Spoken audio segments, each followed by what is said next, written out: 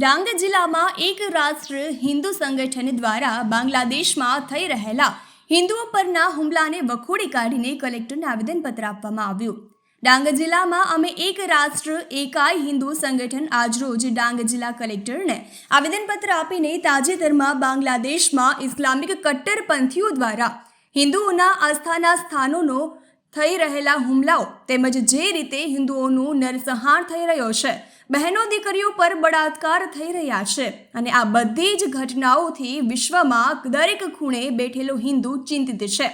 ભારત સરકારને બાંગ્લાદેશના હિન્દુઓના માનવ અધિકારોના રક્ષણ માટે ઇન્ટરનેશનલ કોર્ટ ઓફ જસ્ટિસમાં જવા વિનંતી કરીએ છીએ, જેથી કરીને આ નરસંહાર અટકે તેમજ ભારત સરકાર CAA અંતર્ગત બાંગ્લાદેશી હિન્દુઓને ભારતમાં શરણ આપે તેવું આવેદનપત્રમાં માંગણી કરવામાં આવી છે।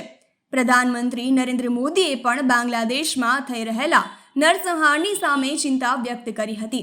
અમે તેમની આ ચિંતામાં સહભાગી છીએ અને સરકારના આગળના આ વિષયના દરેક નિર્ણય સાથે સમાજ છે તેવું જણાવ્યું હતું। રિપોર્ટર રમેશ મહાલા, ડાંગ।